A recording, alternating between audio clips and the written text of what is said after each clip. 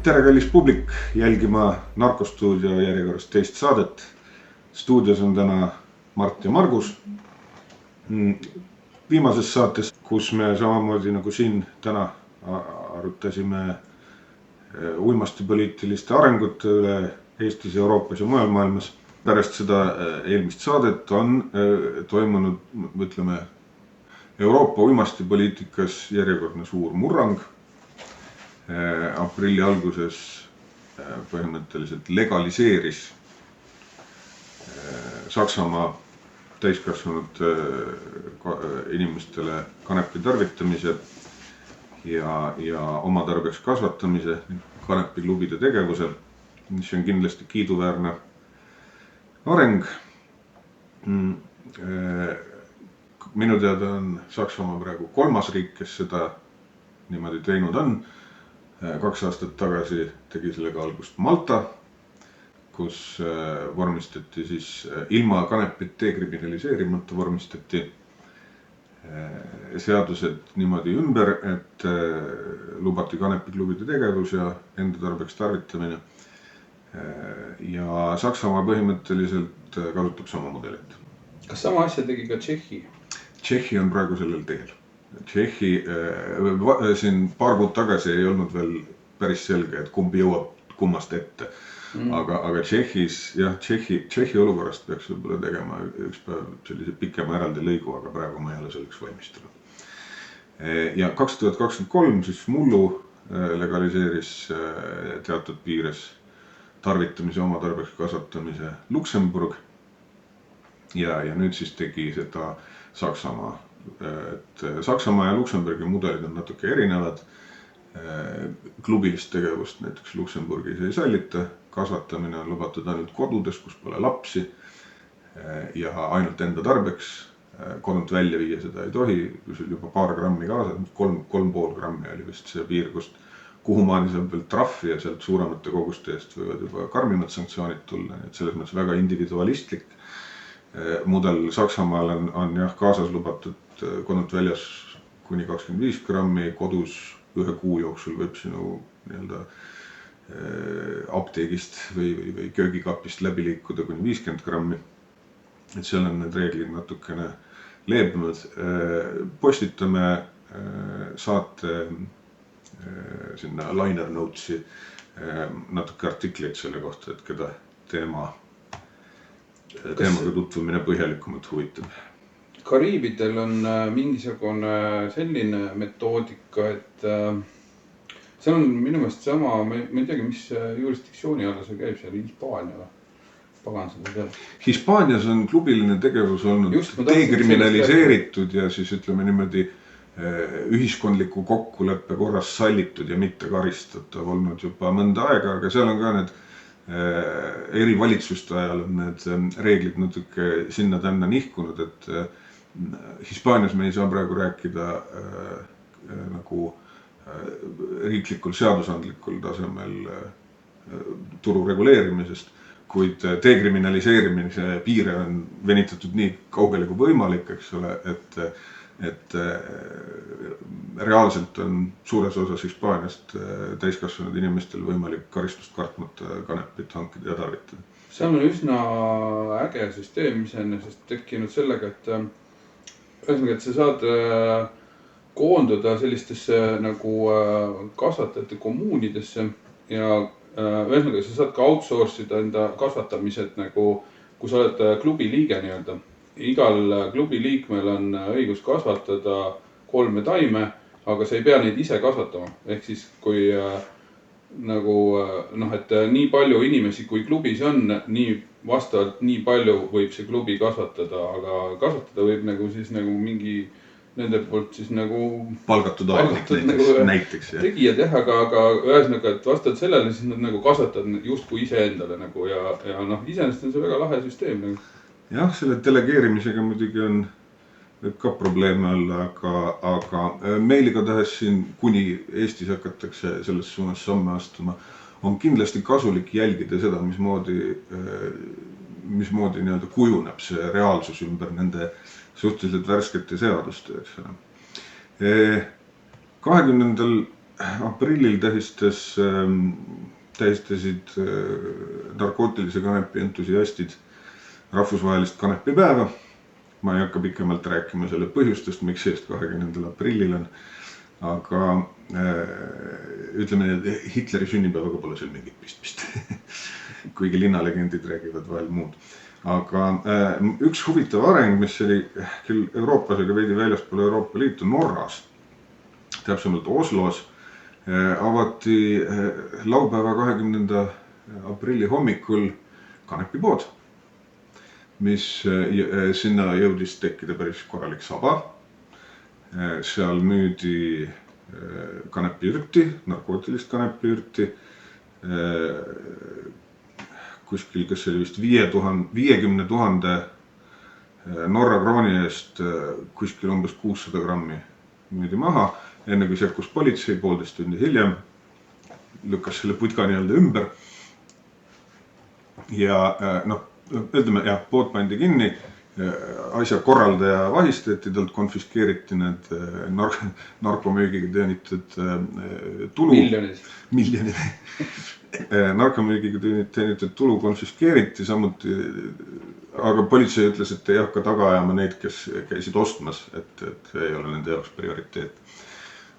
Ja korraldaja, mis ta nimi oligi, korraldaja igatahes leidis, et see aktsioon on Roar Mikkelsen, kes seda korraldas, kanepiaktivist, leidis, et kogu see aktsioon on väga korda läinud, ta on sellega väga rahul, sest tema eesmärk oligi see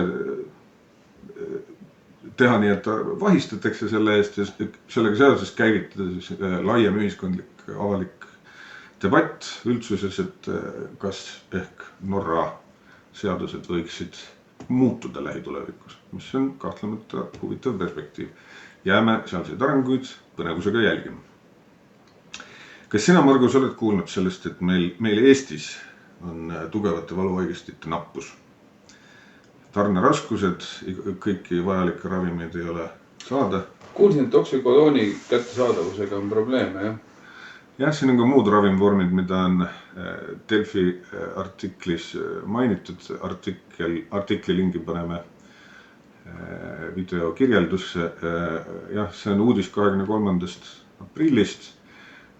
Pikem suisa, ütleme, uuriva ajakirjanduse lugu sellest, kuidas ei ole raskete valuliste vaevustega surevate haigete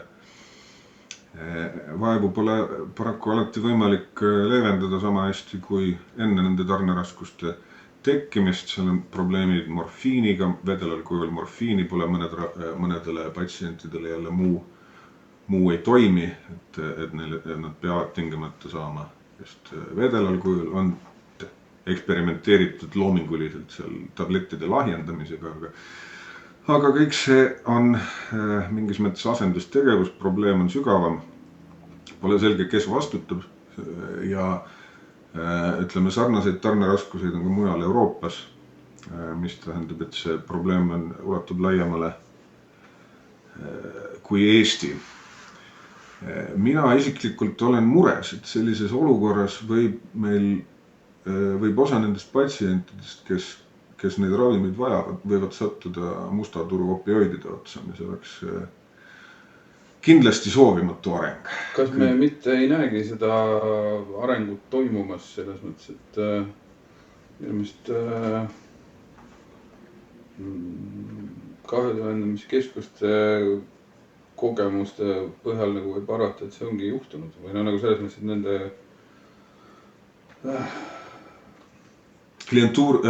uut klientuuri tuleb peale, jah?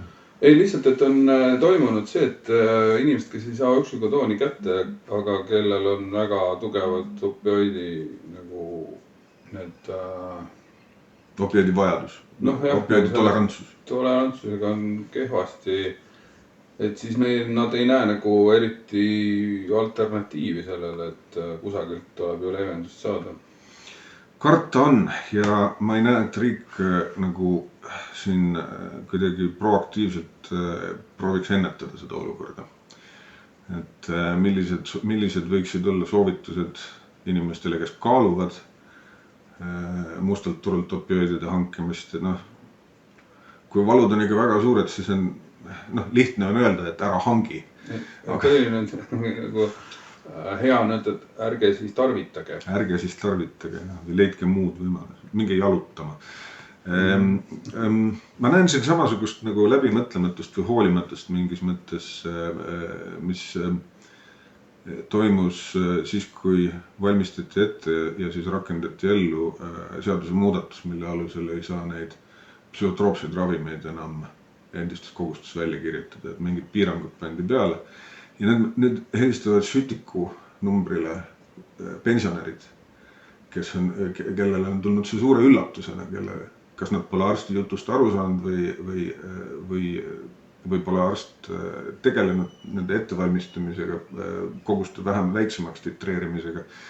Et on tõsise probleemi ees ja meil on, oleme pidanud pensionäridel soovitama pöörduda Viljandi haiglasse rehabilitatsiooniteenusele. Või Wismari haiglasse pöörutusele, et selles mõttes, et et me nägime seda ette, Viljandi haigla aimas seda ette, eks ole, aga kahjuks nagu need peamist sihtgruppi ehk siis patsiente, psühhotroopsete ainete suuri koguseid tarvitavaid patsiente ei olnud nagu kaasatud eriti sellesse ettevalmistamisesse. Nii et see on hoolimata sellest, et väga palju mingisuguseid ametkondi osales selles protsessis, millele nad olid väga uhked, et nad kõik nii kaasavalt toimisid, eks ole. Tegelik sihtgrupp jäi nagu sealt kanep. Suure kaasamise käigus jäi sihtgrupp nagu kaasamata. Ja võib öelda, et nagu jälle kabineti vaikuses sündinud olukord. Ma ei tea, kuidas tarneraskuste ettenägemisega on, aga nüüd, kus me teame, et neid tarneraskuseid ikka aeg-ajalt esineb, siis võiks olla riigil selline mõistlik tegevuskava, kuidas sellises olukorras käituda. Ma tean, et riigil on mingisugune hädaolukorra ravimivaru, aga praegu riik ei loe veel seda olukorda nii drastiliseks, et seda hädaolukorra ravimivaru käiku lasta. See on nagu, kui meil oli see mingisugune tohutu talvine torm, kus meil olid küll nagu pääste, meil olid vahendid olemas, kuidas nagu talitada, kui on kriisisituatsioon, aga keegi ei pidanud käimasolevat kriisi nagu piisavalt suureks kriisiks, et neid rakendada.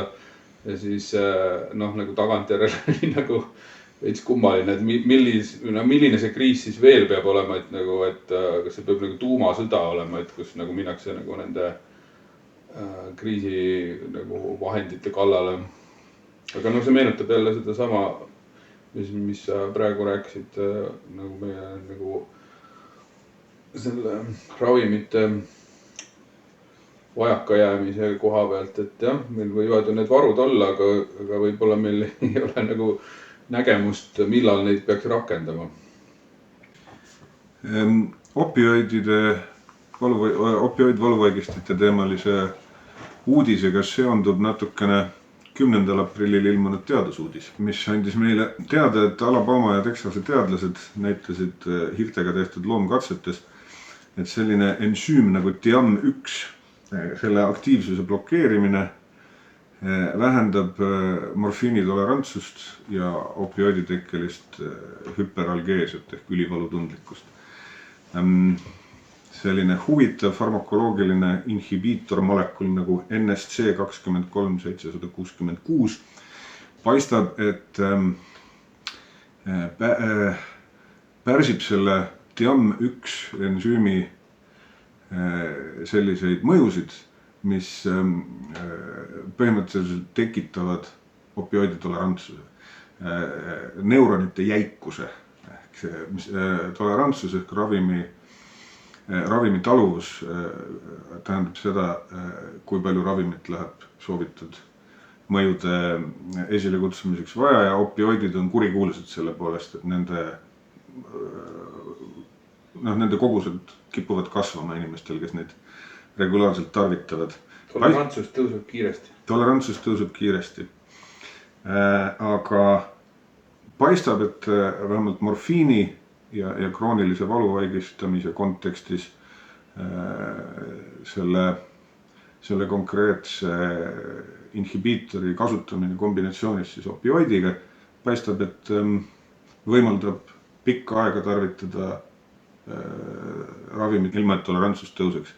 Kahjuks see vist Eesti patsientidele nüüd siin lähinädalatel leevendust ei too, aga pikemas perspektiivis väga huvitav uudis, üldse väga huvitav valdkond on tolerantsust pärssivad võtted. Ma usun, et kui Janek järgmine kord meiega liitub, siis tal on kindlasti huvitavaid kommentaare sellel teemal. Veel üks hiljutine, kohe järgmine päev ilmus Eesti Ekspressis selline pikem long read artikkel pealkirjaga Kokaiinitriip enne töökoosolekut. Suudan siis ka oma meeskolleegid üle rääkida nii veenvalt, et nad noogutavad takka. Ajakirjaniku Teele Kaljuvee selline pilguheit siis praegusesse Eesti kokaiinikultuuri ja pigem just sellise hästi toime tuleva, ütleme, kesk- või kõrgklassi kodaniku mättaotsast. Laias laastus täitsa põnev lugu. Siin on palju selliseid anonüümseid kogemuskirjeldusi sellest, kuidas toimub, kuidas ütleme siis mainstreamistunud, peavoolustunud, normaliseerunud on siis kokaiin sellise peodroogina teatud seltskondades, mis võivad olla, ütleme, inimene, kes sellega kokku ei puutu ja ei liigu nendes ringkondades, võib olla üsna üllatunud, kuuldes, et sellised edukad ja glamuursed inimesed Eestis tarvitavad kokaiini palju rohkem kui veel mõned aastad tagasi. Sõna anti ka mulle ja Koit Pikaro hoiatas inimesi selle eest, et iial ei või teada, mis seal kokaiini sees on. Et ühest küljest on ta küll väga toimeainet on seal küll palju parem. Kas oleks liiga küüniline öelda selle koha peal, et tänu meie tegevusele ei saada kunagi teada, mis seal kotikeses on? Paraku on see nii, jah, sest meil, ütleme nii, et testimisteenuse käivitumiseks ma kardan, et politsei on praeguses olukorras nagu pigem sellele vastu, et nad oleksid nõus laskma koti põhja testida mingite kokkulepete korral, aga mitte tarvitamiseelset testimist. Ja üks asi, mida seal välja toob, on jah, et see võib olla reisinud kellegi pärakus, mis on tõsi. Mõned päevad tagasi peeti Eesti piiril kinni paar inimest. Liiga suure pärakaga mees. Seal oli paar inimest, kellel oli kokku vist üle 2 kilo oli kehaõõnsustesse peidetud, umbes selline kogus. Paar inimest ja... Paar inimest, minu meelest naisterahvad. Nagu siis kilo per muu. Võt ei tea päris täpseid üksikasja, milliseid kehaõõnsusi kasutati, võib-olla see polegi oluline. Oluline on võib-olla märkida siin juures, et ütleme, väga palju suurem osa meile teadaolevalt tuleb Eestisse siiski muid kanaleid pidi kui kellegi tagumikus. Mis ei tähenda, et me julgustaksime kedagi kokaiini tarvitama kaugel sellest uimastiturul, kus ei ole ainete koostis ja kangus, need ei ole võimalik reguleerida, on tarvitamine alati seotud riskidega ja seetõttu ei ole see tervisele ohutu. Ja sõna sai ka kamraad doktor Viljar Veede, kes on Confides psühhiaater. Minu teada nõustab seal nii sõltuvushäirega inimesi kui ka muude probleemidega patsiente. Ja tema räägib siin lähemalt sellest, millised on kokaiini pikaajalise tarvitamise, regulaarse tarvitamise mõjud ajule. Ütleme nii, et kasulikud need ei ole. Ma ei hakka siin kõike üles loetlema, aga ütleme nii, et ohutut kokaiini tarvitamist põhimõtteliselt pole olemas, nagu arvavad paljud arstid praegu ka, et ohutut alkoholi tarvitamist pole olemas. Aga on võimalik ohte maandada ja minult küsiti siin, ma sain öelda sellise tsitaadi, et juhul kui kokaiini puhtus oleks garanteeritud, võiks üks triip kokaiini olla tervislikum kui 2 pudelit veini igal nädalavahetusel. Aga ilmselt teab iga kokaiini regulaarne tarvitaja, et neid, kes suudavad piirduda 1 triibuga nädalavahetuse jooksul, ei ole eriti palju. Mõju kestab lühikest aega, enamasti tarvitatakse korduvalt. No ja samamoodi, kes suudaks piirduda 2 pudeli veiniga 1 õhtu jooksul. Ja teine asi, mida ütleme tsitaat, mille üle ma üsna uhke olen, kuigi ma pätsasin selle kuskilt, mul ei ole hetkel meeles kust, on see, et alkoholiturg ei ole meil seadustega reguleeritud mitte sellepärast, et alkohol oleks narkootikumidega võrreldes kuidagi ohutum või tervislikum, vaid alkohol on vähem ohtlik tänu sellele, et alkoholiturg on reguleeritud. Ja minu meelest see on üks nagu nendest nüanssidest, millele tuleks jätkuvalt tähelepanu pöörata, et turu reguleerimine ei tähenda seda, et kõik ained oleksid automaatselt nagu avalikult ja nagu kergesti kätte saadavad. Et sa lihtsalt arvutad poodi sisse ja hakkad endale kõik võimalikke narkootilisi aineid ostma. Ja see on mingis mõttes ju meemiks kujunenud see arusaam, et saiapätsi või kommi kõrval on poeleti. Niipea kui me neid reguleerima hakkama, on kohe lastele kätte saada kõik ained. No päris nii see mõeldud ei ole ja siin-seal, kus reguleerimist on proovitud, on tulemused olnud üsna sellised julgustavad. Oluline on ka siin ära märkida seda, et meil on ju täiesti reguleeritud ravimiturg ja praegune kasvav trend on just retseptravimite järjest suurenev väärkasutus. Ka just siis nagu noorema seltskonna, nagu selles mõttes, et ta on inimestele ikkagi väga kättesaadav. Ja see nagu positiivne külg selle asja juures on see, et vähemalt on need ained siis kindla peale ka need ained, mis nad nagu peaksid olema. Kuigi ka neil on mingisugune must turg olemas, kus neid võltsitakse, aga ütleme, et see on ikkagi üsna marginaalne võrreldes sellega, et sul on suure tõenäosus saad ikkagi seda, mida apteegist sa saad ikka seda, mida sa nagu apteegist peaksid saama. Apteegist kindlasti, jah, aga võltsitud ravimid tegelikult on kasvav probleem. Soomes on leitud nitaseene näiteks võltsitud bensodiazepiinide seest, nii et see on väga riskantne mäng. Siin tuleb jälle hind mängu ilmselt, et kui sul on õige aine on röögatult kallis ja sa saad mustalt turult selle mingisuguse sarnase Venemaalt toodud või kuskilt X kohast Talibani käest või ma ei tea, kust nagu toodud alternatiivse põhimõtteliselt sama asja, et siis nagu pahatihti võib tekkida, kui sul ei ole majanduslikult võimalik seda kallist asja välja osta, et tekib kiusatus nagu odavama lahenduse järgi. Jah, see on selline hall turg, ütleme. Aga ütleme jah, et see ei ole täiesti pime turg ikkagi nagu, et sul on vähemalt võimalus legaalselt tankida endale alati normaalsed, nagu teadaoleva nagu sisaldusega ained. See on safe supply idee, et isegi keelustatuse tingimustes inimesed, kes muidu ei saaksid siiski oma ained kätte, ilma et nad peaksid musta turuga suhtlema liiga palju. Lisame kindlasti nende saatemärkmete hulka natuke haakuva intervjuu, France Pressi intervjuu Amsterdami linnapeaga, kes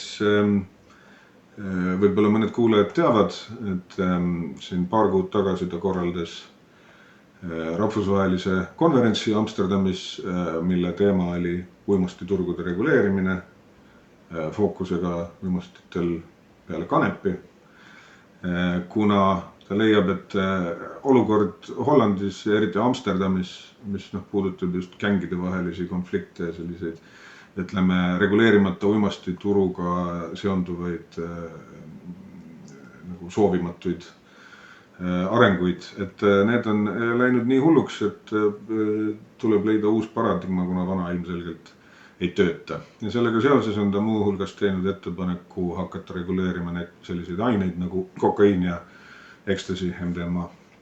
Lisame ka selle oma saate kirjeldusse, saate tutvuda, soovitan tasuta artikkel ja väga huvitav. Eelmises saates sai puudutatud selle ÜRO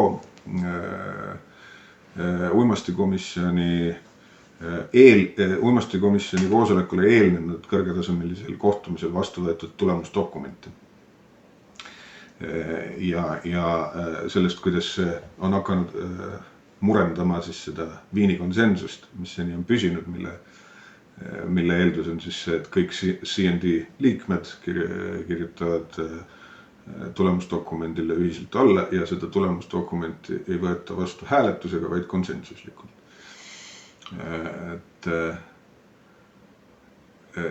Tulemusdokument võeti küll konsensuslikult vastu, kuid kohe pärast seda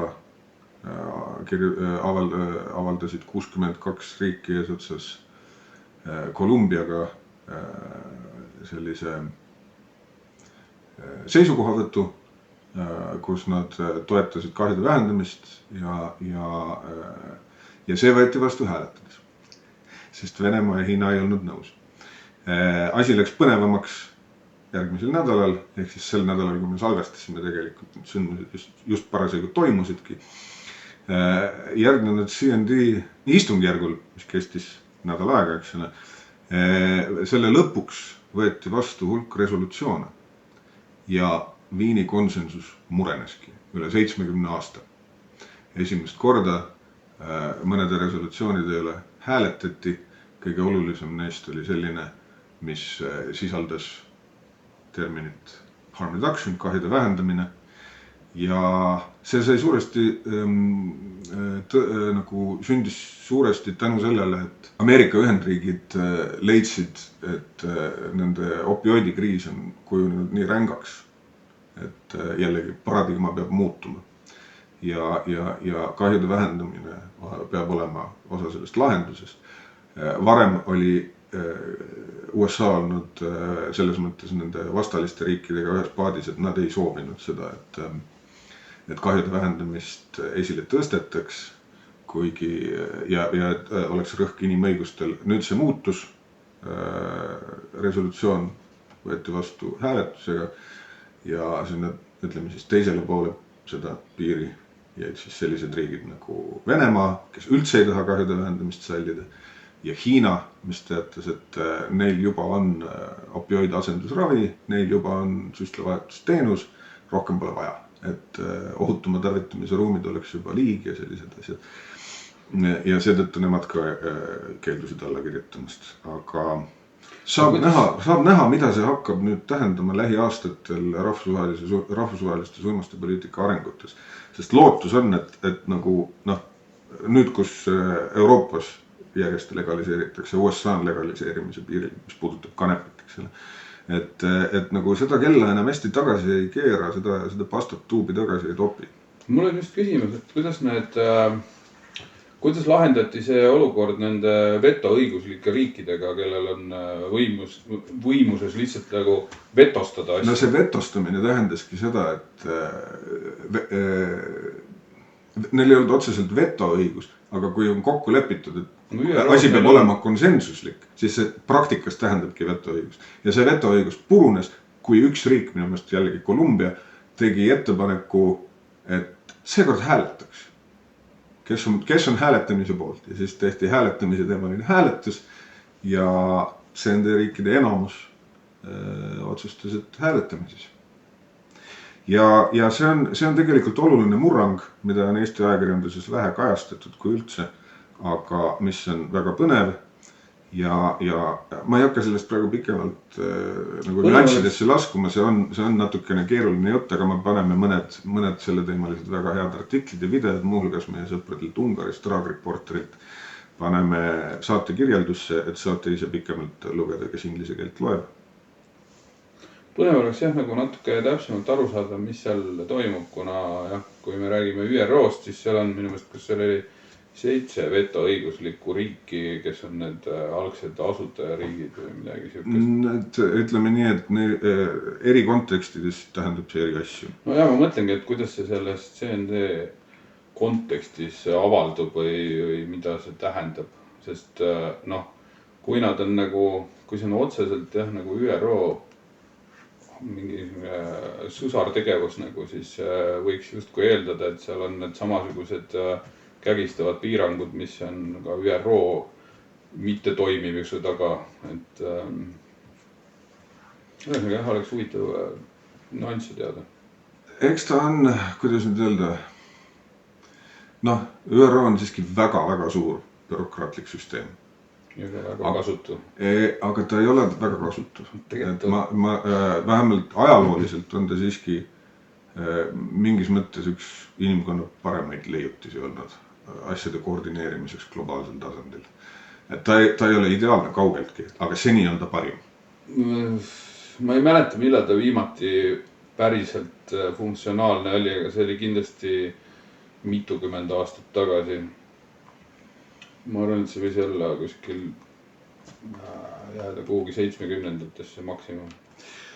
Mulle tuli praegu meelde, et me lubasime inimesele, kes meiega Justiitsministeeriumist ühendust võttis pärast esimese saate avaldamist, et me oleme eksinud faktidega, võtame süü omaks tõepoolest, kuna Tervise Arengu Instituut jagas uudist värske reoveeuuringu kohta, jagamata allikat, siis ma eeldasin kuidagi hooletult, et ju see siis on Tervise Arengu enda reoveeuuring. Ei, meil on 2 erinevat reoveeuuringu programmi, üks on TAI oma ja Tervise Arengu Instituudi ja teine on Justiitsministeeriumi oma. Justiitsministeerium 4 korda aastas viib läbi neid reoveeuuringuid ja lisame kindlasti selle instrumendi, millega saab vaadata ja võrrelda eri aastate ja piirkondade tulemusi, et te saaksite sellega mängida, lisame oma saate kirjeldusse. Margus. Ma tahtsin öelda, et teeme pausi. Aga teeme siinkohal pausi ja anname sõna meie sponsoritele, keda meil veel ei ole. Lähme nüüd saatega edasi. Me ei häbene oma vigu tunnistada, kui me neid kogemata teeme. Ja tänu Justiitsministeeriumist saabunud signaalile ja ka Tervise Arengu Instituudi töötajate märguannetele peame parandama esimeses saates tehtud vea. Meie Telegrami kanali jälgijad juba märkasid seda, seal me jagasime seda huvitavat instrumenti, millega siis viib läbi kord kvartalis reoveeuuringuid Justiitsministeerium, mitte Tervise Arengu Instituut. Kuna ma leidsin selle uudise Tervise Arengu Instituudi seinalt ja seal ei olnud allikat märgitud, siis ma eeldasin, et see on Tervise Arengu Instituudi enda uudis, aga ei, eksisin ja tunnistan, et oleksin pidanud olema hoolikam. Me lisame saate tutvustusse huvitava instrumendi selle reoveeseire lehekülje Justiitsministeeriumi veebist kriminaalpoliitikas ja narkoseire veebilehelt, mis on, seal tuleb natukene mängida nende nuppudega, mis seal on, aga et nende pilti saada. Aga iseenesest on seal väga huvitavalt võimalik võrrelda eri piirkondades, eri aegadel tehtud proove ja seal on ka palju huvitavaid kommentaare ja tõenäoliselt saab ka mingisuguse aimu sellest, mida täpselt testiti. Aga kuna see metodoloogia on üle Euroopa sama, siis me teame vähemalt seda, et me saame julgelt võrrelda enda andmeid nii riigisiseselt eri aegadel kui ka teiste riikidega. Lõplikku selgust seal ikkagi minu meelest ei teki, et meile küll öeldakse, et seal on andmed kuidagi kirjeldavad mingi 4-5 inimese tarvitamiskorda 1000 inimese kohta. Natuke on selle statistikaga vaja nagu jah, et reovesi on siiski ikkagi väga selline, neid aineid on seal seal vähe, eks ole, ja nende tuvastamine on keeruline.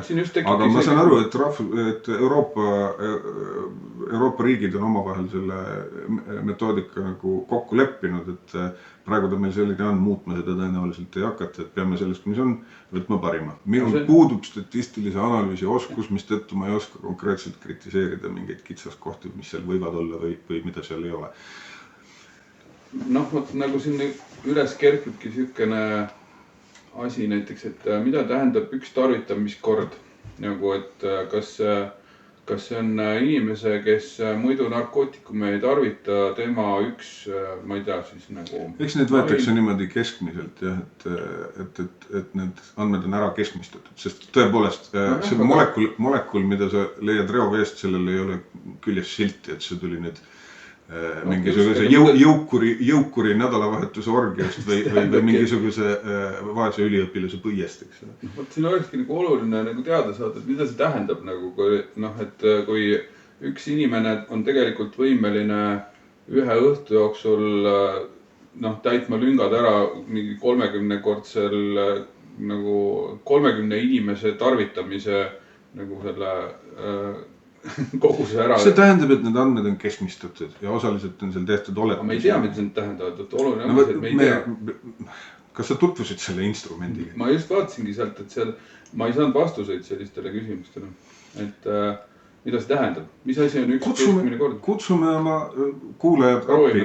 Kas teie saate aru, kuidas need andmed täpselt kokku jooksevad?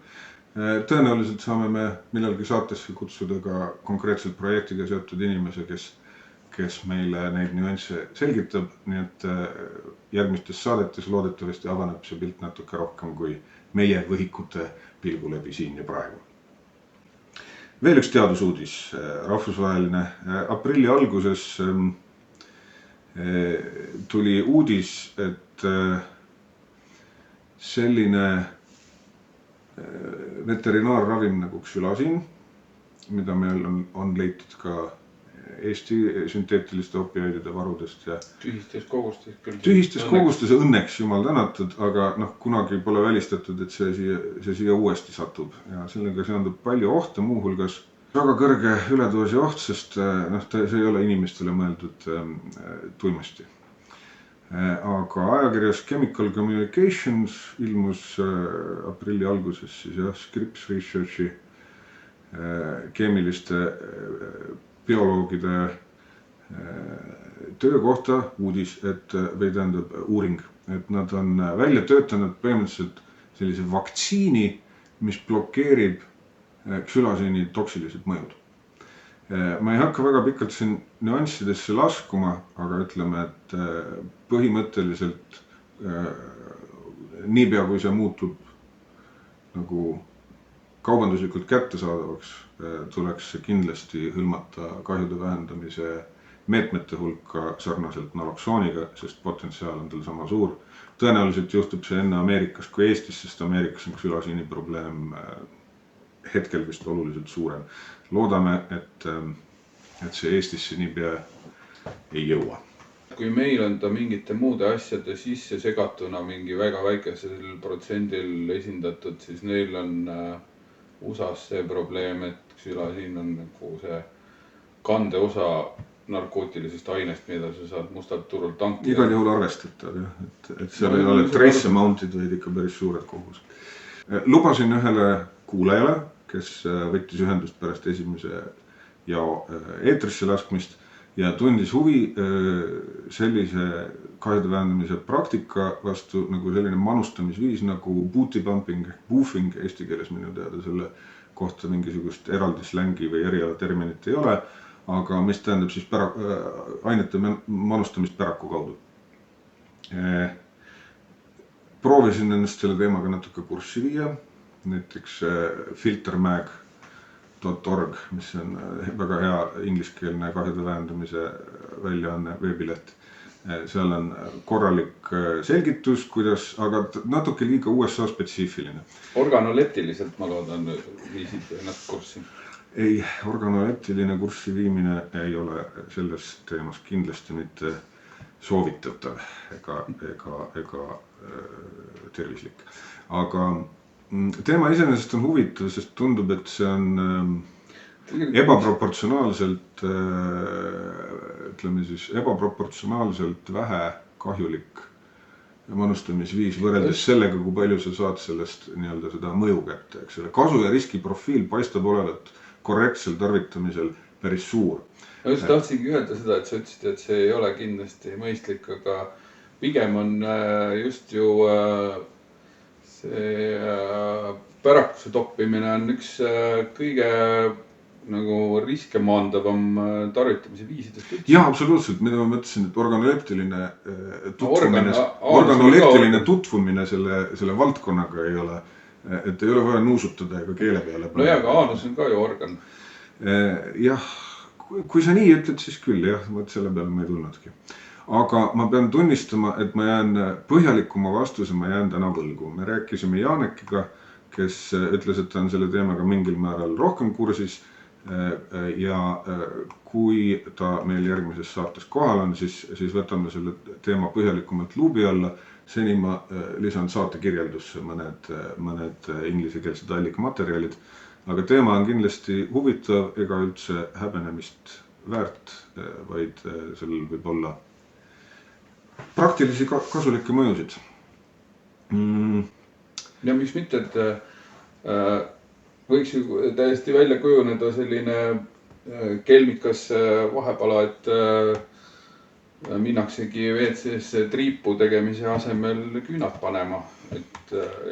See enamasti käib see vedeliku manustamisega sinna piirkonda, et ilma nõelata süstlaga pumbatakse väike kogus vedelikku, milles on lahustatud aine, pumbatakse sinna pärasoole imenduvasse piirkonda. No jah, seda on lihtsam manustada, kuna küünal vaja ette valmistada. Ja ta on slow release tegelikult tarvitaja enamasti tahab, et see mõju võimalikult kiiresti saab. Veel üks suhteliselt hiljutine uudis 25. aprillil saime avaldas Euroopa uimastite seirekeskus MCDDA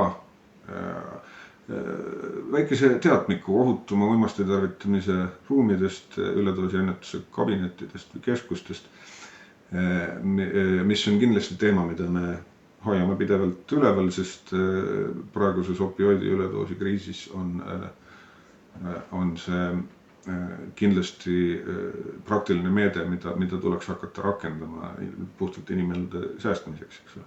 Lingi sellele teadmikule paneme kindlasti saate kirjeldusse. Aga jah, kuna seda sama meedet on mainitud ka meie riiklikus uimasti ennetusstrateegias aastani 2030, siis kõik, keda huvitab, millised lahendused on Euroopas ja mujal maailmas praegu olemas ja võib-olla mõelda selle üle, et millised neist parameetritest sobiksid Eestisse, milliseid võiks muuta, et see on huvitav teema ja me kindlasti ootame sihtgrupi tagasisidet nendele küsimustele. Isiklikult mulle näiteks, ja ma pean tunnistama, et nende ruumide teatud selline kliiniline aura minu meelest ei pruugi olla nagu hea.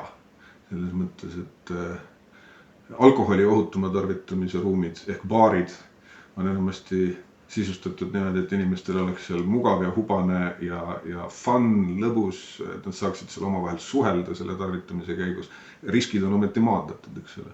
Et ma usun, et selliste institutsionaalset beeži karva kabinettidega, kus on üks plektool ja üks lauapinnake, kus sa saad oma aine ette valmistada, ära manustada ja siis lahkuda kuhugi meeldivamasse keskkonda, et neil on oma roll, aga ma usun, et me saaksime paremini, kui kogukonda kaasata nende teemade üle arutamisesse. Laiemas maailmas ju tehaksegi seda rohkem sellises baari kontekstis, ütleme need turvalise manustamise ruumid ongi nagu klubiruumides või?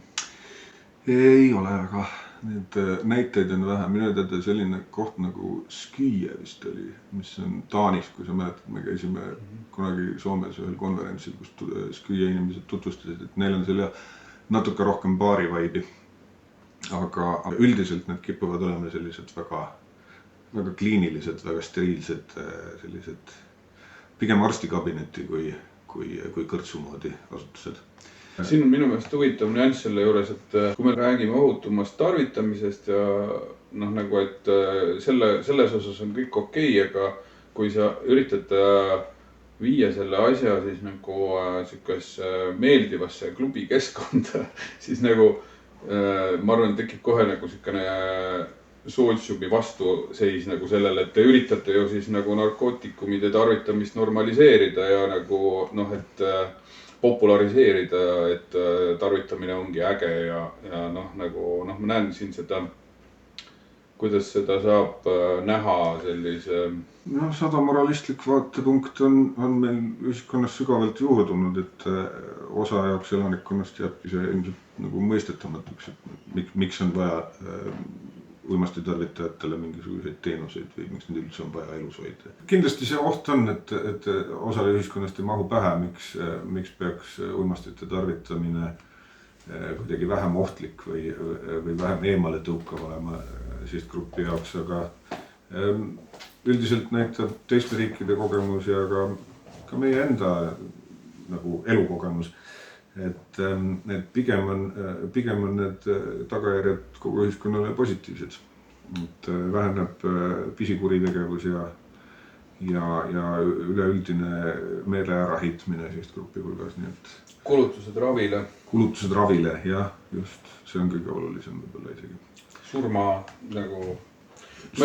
Surmade järel, jah. Meil on muidugi hästi palju neid seda suhtumist, et hätta sattunud inimesed peaksidki ära surema. Et see on ainuke võimalus, kuidas probleemist, nii-öelda suurest probleemist lahti saada. 100 aastat oleme proovinud, aga ei paista välja. Kõik ei ole veel ära surnud. Kõik ei ole veel ära surnud. 22. aprillil toimus meie põhjanaabrite juures huvitav areng. Aktivistid, kes olid mitme kuu jooksul kogunud rahvaalgatusele allkirja, saanud kokku üle 54 000 allkirja, millega siis nõutakse narkootilise kanepi turu riiklikku reguleerimist. Me teame, Soomes on praegu selline Keskerakonna valitsus, eks ole, et praeguse koalitsiooni tõenäoliselt mingit, seda nõudmist ei rahuldata, see on üsna peaaegu 100% kindel. Aga nad leiavad, et kasu on ka ainuüksi sellest, kui poliitikud on sunnitud leidma põhjendusi sellest nii-öelda rahva tahtest ülesõitmiseks, eks ole, ja sest mõistlikke põhjuseid ju tegelikult ei ole. Ehk siis võib-olla saavad poliitikud seal ja meil ja mujal tasapisi üha rohkem aru sellest, et uimasti sõja säilitamine ei ole enam eriti väärtuslik poliitiline kapital. Nagu näitavad ka ÜRO arengud, et Eesti on ju ka selles mõttes ikkagi progressiivse uimasti poliitika poolt maailmas. No ja nii kaua, kuni sul on piisavalt palju neid onu heinosid, kes on nagu nende eelmise sajandi alguse mingite veidrate dogmade küüsis, nagu nii kaua see saab jätkuda ja mingil põhjusel on see kiltkond inimesi nagu growing strong, nagu selles mõttes ma siiski näen tasapisi üldsuse toetust nagu muutumas selles osas. Aga mis teha, selline on demokraatia, et inimesed, kes meiega nõus ei ole, on ka meie kaaskodanikud ja ka neil peab olema voli oma soove väljendada ja valitsuselt nõuda seda, mida nemad tahavad. Kanepi reguleerimisest rääkides, mul oli hiljuti võimalus Postimehe hommikusaates, hommiku podcastis kaamera ees käia rääkimas. Mis uudist on selle saatel? Lisame lingi saate kirjeldusse. Et pärast seda saateskäiku, kus ma muuhulgas rääkisin sellest, et minu teada kanepituru reguleerimine seal, kus seda on üritatud, eks ole, et see noorukite seas ei seondu tarvitamise kasvuga. Pigem siin-seal hoopis tarvitatakse nagu vähem. Ja mult küsiti pärast saadet selle kohta, kus sa võtad seda, mis info see on sul selline. Et ma tol hetkel tõesti pidin tunnistama, et mingit konkreetset uuringut või metaanalüüsi mul kohe käe pärast võtta pole. Lihtsalt aastate jooksul oleme selle teemalist uudisvoogu jälgides olen märganud, et järjest siin-seal mõned väiksema, mõned suurema valimiga uuringud sellisele järeldusele jõuavad, peamiselt osariikides, kus siis USA osariikides, kus kanepiturg on kommertslikult reguleeritud. Ja 16. aprillil saime Ameerika Meditsiiniliidu AMA ajakirja värskest uurimusest teada, et asjad on suures osas nii, nagu ma ütlesin, et pigem seondub legaliseerimine, kanepituru reguleerimine väiksema tõenäosusega, et uued alaealised, teismelised noorukid hakkavad tarvitama. Üks nüanss siiski oli, mis mingis mõttes just oluline ja mitte eriti kiiduväärne, on see, et noorukid, kes tarvitasid kanepit enne, kui selle jaemüüki lubama hakati seadustega, eks ole. Ja kanepipoed avanesid, eks ole. Need, kes tarvitasid juba enne, hakkasid pärast seda tarvitama sagedamini. Et see on võib-olla üks koht, millele tähelepanu pöörata, millega arvestada, aga ütleme, et sellist ja see kõik on toimunud siis USA kanepituru tingimustes, mis on osariigiti erinev, aga valdavalt üsna selline kommertslik, et seal on ikka väga palju rohkem kaubandusvabadust, kui oleks üheski Euroopa Liidu riigis, eks ole, isegi kui siin lõpuks hakatakse jaemüüki reguleerima, mida praegu veel üheski Euroopa Liidu riigis ei tehta. Üks väga huvitav uuring jäi mulle silma 10. aprillil, mis ka seondub jälle kanepituru reguleerimise tagajärgedega. Et see on nüüd mitme klausliga uudis, aga see esialgsed andmed annavad mõista, et mittemeditsiinilise narkootilise kanepi pruukimine seondub kognitiivsete võimete ehk siis tunnetusliku vaimse tervise oluliselt väiksema kahanemisega 45-aastastel ja vanematel inimestel. Et paistab, et kanepi meelelahutuslik tarvitamine on tugevas 96% oli see number, mis nad esile tõid, et see vähenemise määr võrreldes keskmise sama kohordi esindajatega, kes ei tarvita kanepit. Tundub, et see võib ennetada dementsust mingil määral, mis on nagu hea uudis, sest Alzheimerile meil praegu nagu ravi ei ole, et kui me saame seda kuidagi ennetada, siis see on ju väga hea, sest Alzheimeri ravikulud on ühiskonnale päris raske koorem ja mitte ainult rahaline, vaid ka emotsionaalne. Et nukker on näha lähedasi inimesi hääbumas. Tõsi on see, et andmeid koguti subjektiivsete aruannetega, ehk siis see ei ole väga tugev uuring, ainult ühe aasta lõikes 2021, et me ei saa kindlalt väita, et kanepi pruukimine kuidagi kaitseb kognitiivsed võimeid, aga kindlasti on põhjus seda teemat edasi uurida, sest olgem ausad, mind on vaikselt hakanud tüütama see argument või väide või ennustus, et kui nüüd siin Eestis hakata kanepiturgu reguleerima ja siis täiskasvanud inimesed saavad kanepit tarvitada, et siis üsna varsti ei jätku meil enam töötajaid hooldekodudesse, mis täituvad paksult ennast nõdrameelseks suitsetanud mingite kanepinarkomaanidega, eks ole. Ei ole see asi nii drastiline, et mulle meeldib veel see, et meile hästi palju või nagu pahatihti kerkib esile see, et kas või kanep on kõige lihtsam ja parem näide võib-olla selles, et miks ta ei saa olla kellelegi kasulik, et kogu selle aja jooksul oleks ju tehtud hästi palju uuringuid.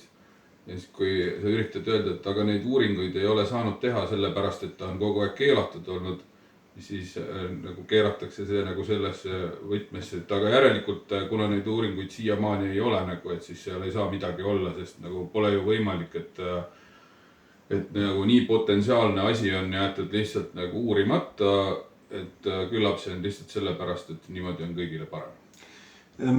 Jah, meie lipukiri mäletan ühel üritusel oli, et teadmine valgus, mitte teadmine pimedus.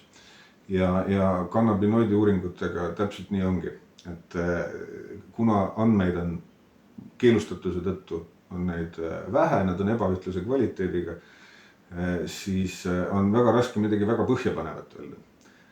Mis tähendab seda, et entusiastid nopivad välja neid uuringuid, mis nagu cherry picking just nimelt, kirsi noppimine, et neile jäävad silma need uudised, need uudised ja uuringud, mis annavad mõista, et kinnitavad meeldivat narratiivi. Kinnitavad meeldivat narratiivi ja paralleelselt ilmub ju muidugi ka teisi uuringuid, mis nagu näiteks vastupidist.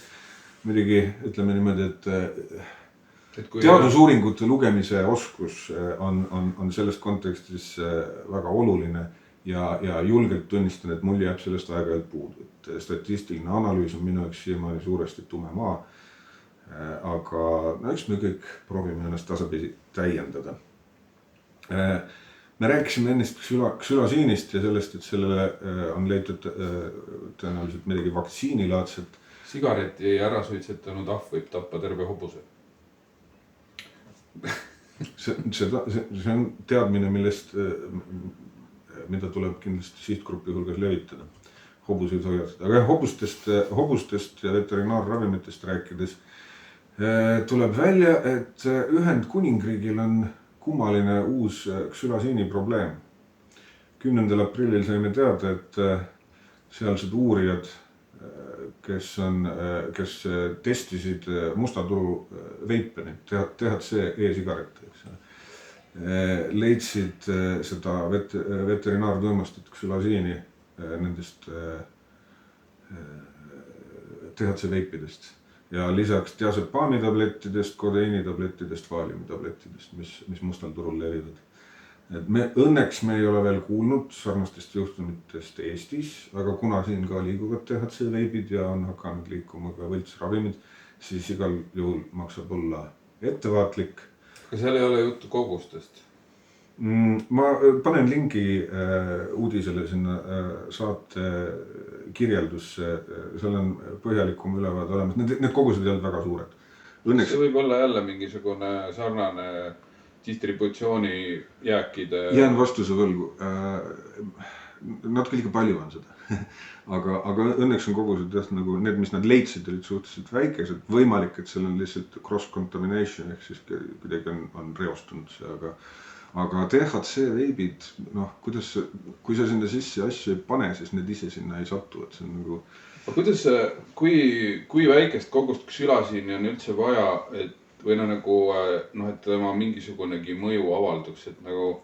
Jään vastuse võlgu. Ma tean, et need tähendab, kuna inimkatseid ei ole ju tehtud, eks ole, siis teaduslikku vastust sellele ei olegi, on ainult kasutajate endi hinnangud, eks ole.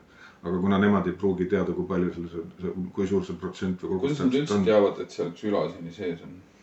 Mõjude järgi enamasti on esimene, millest aru saadakse.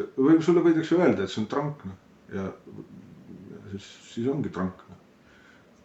Aga kuna sellele on tekkinud oma väga ebateaduslik kõik. See on paraku küll, jah.